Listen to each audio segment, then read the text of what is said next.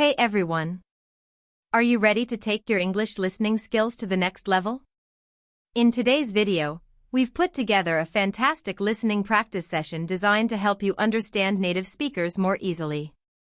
Grab a cup of coffee, sit back, and let's improve your English together. Don't forget to hit that subscribe button so you never miss a lesson. Let's get started. Hey Chloe. Over here. Wow, it feels like it's been an eternity since we last sat down like this. I was almost worried I wouldn't recognize you. How have you been? Oh, Alex. You have no idea how glad I am to finally sit down. I'm exhausted, honestly. If I had to look at one more Excel sheet or pivot table today, I think my brain would have melted right then and there at my desk. Thank God it's Friday evening. How about you? You look a bit tired yourself. Yeah, it's been a brutal week at the tech firm. We are approaching a major software release cycle, which means bugs, endless debugging sessions, and meetings that could have easily been emails. My eyes are practically burning from staring at blue screens for 10 hours a day. That's exactly why I called you. I need a hard reset this weekend, or I'm going to lose my mind. I feel you. We both desperately need a break. So, let's not waste any time. What is the game plan for the next 48 hours? Do you have anything specific in mind, or are we just going to wing it? You know me, Chloe. I never just wing it. I've actually been looking at the weather forecast for this weekend. It's supposed to be absolutely gorgeous. No rain, clear skies, and a perfect temperature of around 24 degrees Celsius during the day. It would be an absolute crime against humanity if we spent it indoors staring at our phones or TVs. 24 degrees? That sounds heavenly. Okay, you've convinced me. No indoor stagnation this time. I want fresh air, real sunlight, and green trees. What's that master plan cooking in that analytical brain of yours? Well, I was thinking we could kick off Saturday morning with something active but not overly strenuous. You remember that new nature reserve they opened last year just outside the city line? The Echo Valley Reserve? It has that beautiful 5-mile lake trail.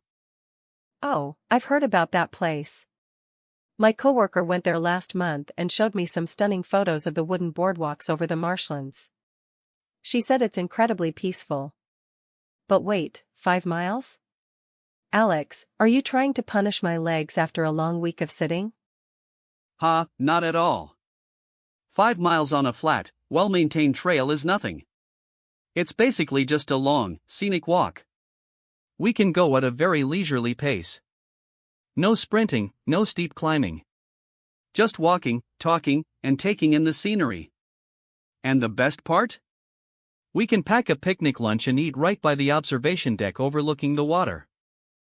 Okay, the picnic part completely wins me over.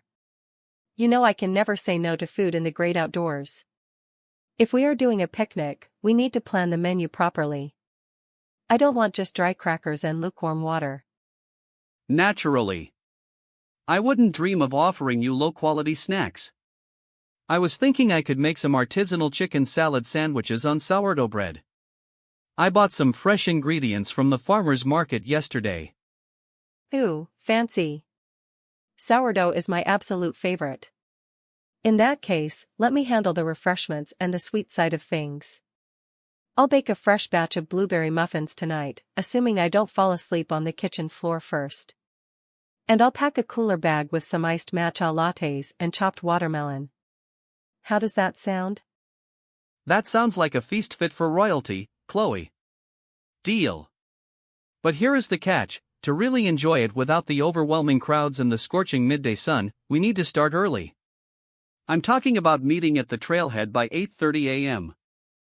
8:30 a.m. on a Saturday? Alex, that is practically dawn for a weekend. Are you insane? My alarm clock usually doesn't even dare to ring before 10 a.m. on Saturdays. Come on, think about it. If we arrive at 8:30, the air will be crisp and cool. The morning mist will still be rising off the lake, which is perfect for photography if you want to bring your DSLR camera. Plus, the parking lot gets completely packed by 10 o'clock. If we delay, we'll spend an hour just fighting for a parking spot, and that will ruin the peaceful vibe immediately. Sighs, you make a very logical and annoying point. Fine, fine. 8:30 a.m. it is. I will force myself out of bed, drag my body into the car, and fuel myself with pure caffeine to get there on time. You better not be late. I am never late, Chloe. You know that. I'll probably be there at 8:15 a.m. waiting for you with a thermos of hot black coffee just in case your engine needs an extra jumpstart. Alright, so Saturday morning and afternoon are officially locked in. Nature, walking, and delicious food. But what about the evening? I don't want to just go home at 2 p.m. and fall into a Netflix coma for the rest of the day. I want to keep the momentum going, but maybe transition into something a bit more cultural or urban. I completely agree. A weekend should have layers. Morning is for the body and nature, evening is for the mind and culture. Do you have any events on your radar? You're usually the one who knows what's happening downtown. As a matter of fact, I do. You are talking to the coordinator of entertainment. This weekend is the annual Downtown Indie Film Festival. They are hosting it at the historic Rialto Theater. They're screening a bunch of independent films, foreign cinema, and documentaries that you can't find on mainstream streaming platforms. Oh, wow. The Rialto? I haven't been inside that theater since before the pandemic. I love the old architecture and the velvet seats. It feels like stepping back in time. What kind of movies are they showing on Saturday night? There is a highly acclaimed French documentary screening at exactly 7 p.m. It's called Les Secrets du Temps, The Secrets of Time. It's all about the history of traditional watchmaking in the Swiss mountains, blended with philosophical musings on how modern society perceives time. It won a couple of awards at European film festivals this year.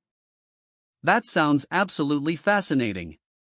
You know how much of a nerd I am when it comes to mechanical engineering and history. Watchmaking is an art form. I'm definitely in for that. Is it hard to get tickets? It's an indie festival, so it's not as crazy as a Hollywood blockbuster premiere, but the Rialto is small, so tickets do sell out. Let me check my phone right now. Ah, yes, there are still seats available in the middle rows. Should I book 2 tickets right now? They are $15 each. Yes, please. Go ahead and grab them. I'll Venmo you the money right away. Good looking out, Chloe. That sounds like an amazing evening plan. Done. Tickets are secured. We have seats E12 and E13 right in the center, perfect viewing angle. Now, the documentary is at 7 p.m., which means we will probably be out by 8:45 p.m. But what about dinner? We can't watch a deep, philosophical movie on an empty stomach, nor can we eat dinner at 9 p.m. unless we want heartburn. True, we aren't in our early 20s anymore, our metabolisms demand respect.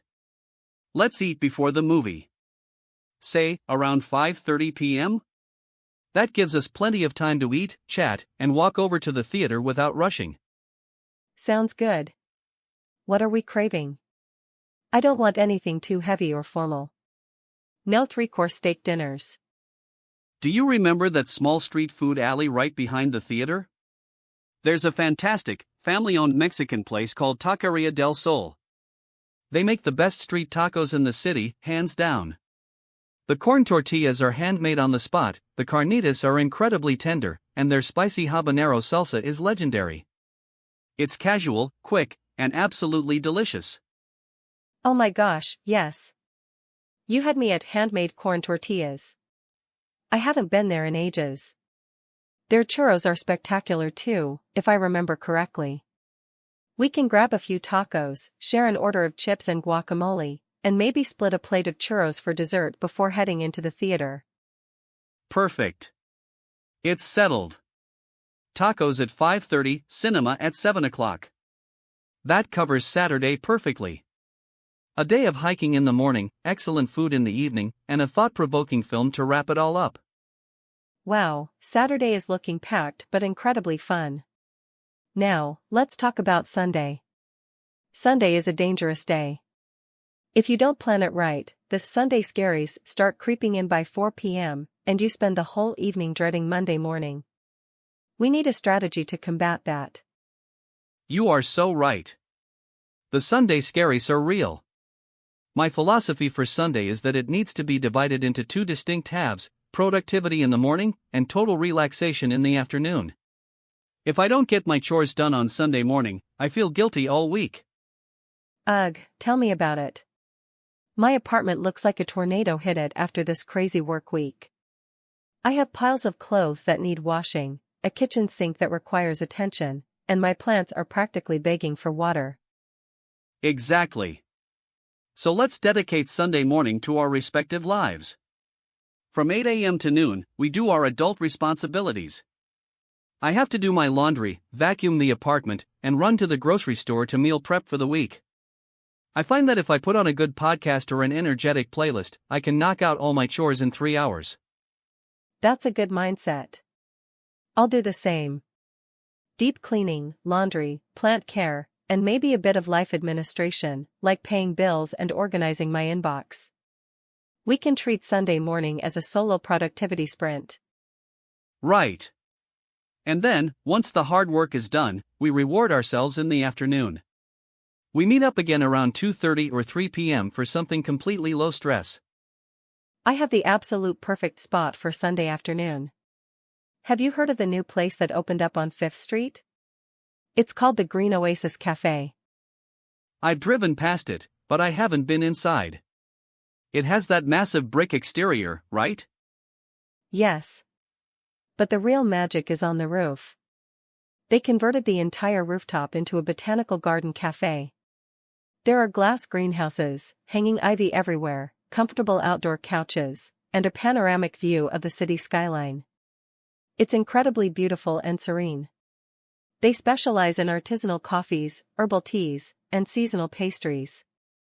Wow, that sounds like exactly the kind of environment needed to soothe the mind before the work week starts. I can already picture it, sitting in a comfortable chair surrounded by plants, sipping a cold brew, and just watching the clouds go by. Exactly. It's the ultimate antidote to the Sunday scaries.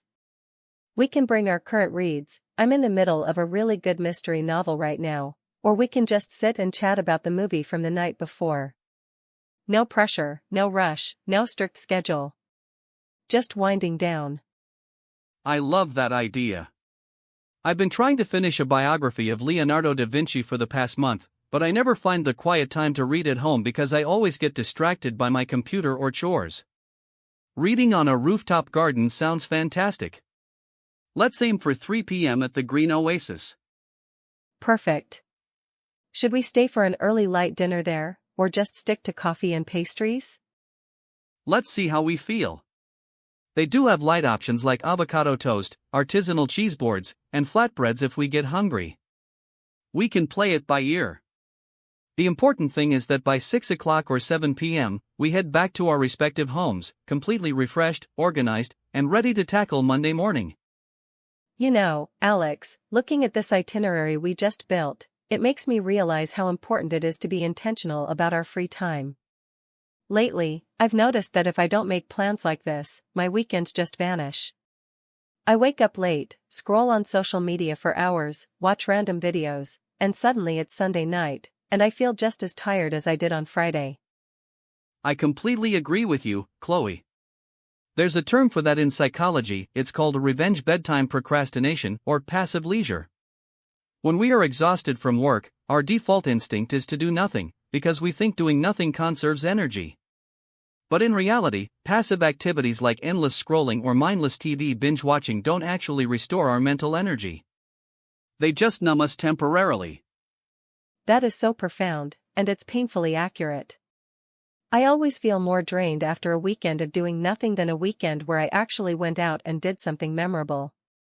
True rest isn't just the absence of activity, it's the presence of fulfilling activity. Exactly. Active recovery is key.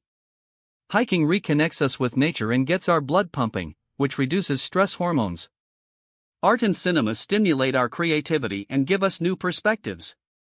And socializing with good friends like this fills our emotional cups. It's all about balance. We need physical movement, mental stimulation, and social connection to truly recharge. I guess that's why we've been best friends for so long, Alex. You bring the structure and the science, and I bring the enthusiasm and the appreciation for art and food. We balance each other out perfectly. We really do. I remember back in college, our weekend plans were so different. Do you remember when we used to stay up until 3 a.m. eating cheap pizza and cramming for exams, or going to loud concerts where we couldn't even hear each other speak? Laughs, oh my gosh, don't remind me. How did we survive that? If I stayed up until 3 a.m. now, I would need a business week to recover. Our priorities have definitely shifted, but honestly, I prefer this version of us.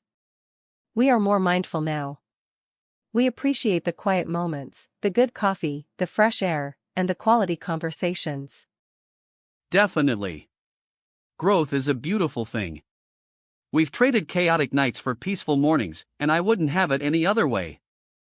Alright, let's do a quick final review of the master plan to make sure we are both on the exact same page.